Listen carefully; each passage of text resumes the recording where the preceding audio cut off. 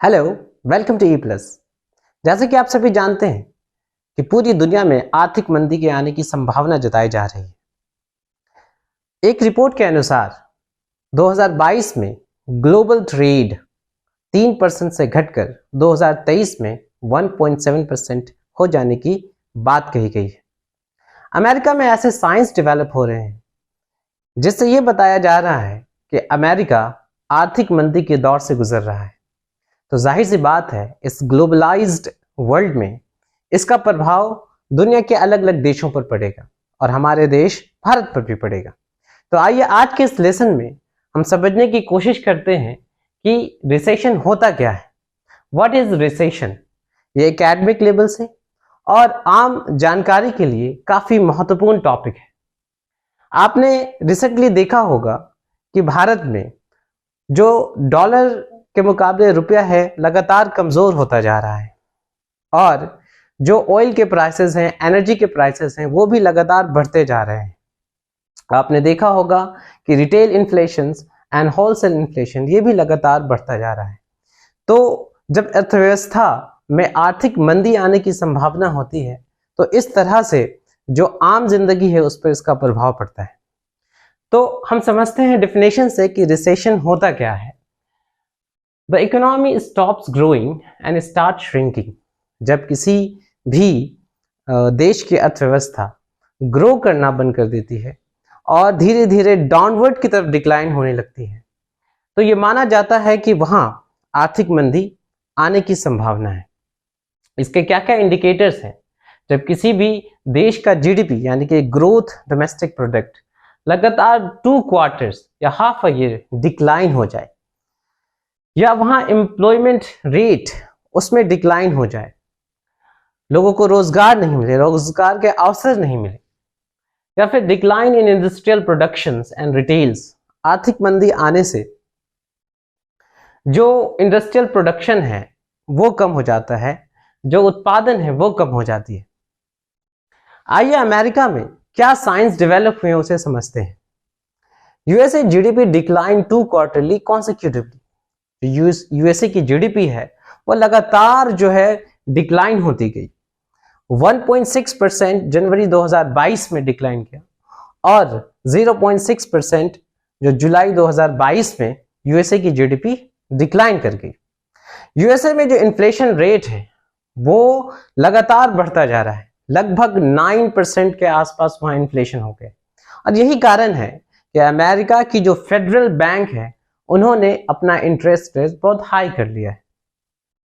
आइए अब समझते हैं कि हमारे देश भारत, इंडिया में इसके क्या प्रभाव पड़ सकते हैं, इसकी क्या संभावना जताई जा सकती है। हालांकि हमारा देश भारत, हमारी जो इकोनॉमी है अभी उतना ज्यादा इस पर उसका प्रभाव नहीं पड़ा है, लेकिन जो हालात, जो साइन और सिम्टम्स डेवलप हो रहे हैं, जाहिर सी बात है इन ग्लोबलाइज्ड वर्ल्ड में हम पर भी इनका प्रभाव पड़ सकता है। आइए सबसे पहले बात करते हैं मूडीज के रिपोर्ट की। मूडीज ने अभी नवंबर में एक रिपोर्ट जारी की है और उस रिपोर्ट में उन्होंने कहा है कि जो भारत है, भारत के लिए सोशल टेंशन की स्थिति पैदा हो सकती है। ऐसे सिचुएशन आ सकते हैं कि सामाजिक संघर्ष पैदा हो जाए। राइजिंग फूड ग्रेन प्राइसेस, उन्होंने बताया, मूडीज की रिपोर्ट ने बताया कि जो फूड ग्रेन के प्राइसेस हैं वो बढ़ते जाएंगे आर्थिक मंदी आने की वजह से। जैसा कि आप लगातार देखते जा रहे हैं कि जो भारत में इन्फ्लेशन है वो लगभग 6% के आसपास है। कोविड के बाद से जो इन्फ्लेशन रेट आरबीआई तय करती है वो 3% से 4% के आसपास मानी जाती है, इसका दायरा रहना चाहिए, लेकिन लगभग जो है बहुत दिनों से 6% पर है। जीडीपी ग्रोथ प्रोजेक्शन, जीडीपी के जो ग्रोथ प्रोजेक्शन है वो पहले 7% माना गया, फिर 7% तक मान लिया गया। अब जो है आगे जो एक एजेंसी है वो बता रही है कि 5.2% तक जो है इंडिया की जीडीपी का ग्रोथ रुक सकता है जाके। तो इस तरह से हम देख रहे हैं कि इंडिया के लिए क्या नाजुक स्थिति पैदा हो रही है। जो गवर्नमेंट का रेवेन्यू है, यानी कि 20% ऑफ गवर्नमेंट रेवेन्यू जो है वो डेट को पे करने में चला जाएगा।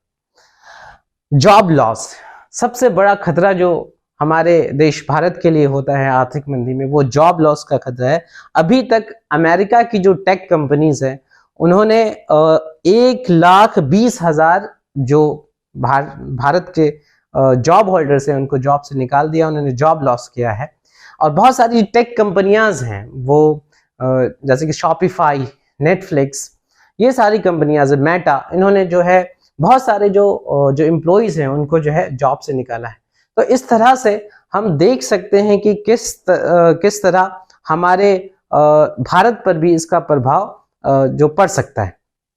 और कॉमर्स और इंडस्ट्री मिनिस्ट्री ने भी हमें बताया कि भारत के लिए नाजुक स्थिति पैदा होने वाली। तो आइए समझते हैं कि कारण क्या क्या थे आर्थिक मंदी आने के कारण। सबसे पहला कारण कोविड एक महामारी जो आई, जिसके वजह से दुनिया के अलग अलग देश की इकोनॉमी डिक्लाइन होती गई। उसके बाद रशिया और यूक्रेन वॉर स्टार्ट हो गया।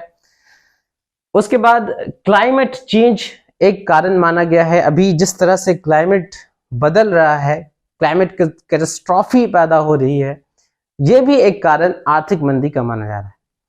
तो उम्मीद करता हूं कि ये वीडियो आपको इंफॉर्मेटिव लगा होगा। अगर आपको ये वीडियो अच्छा लगा तो आप इसे लाइक करें, सब्सक्राइब करें, शेयर करें। Thank you very much.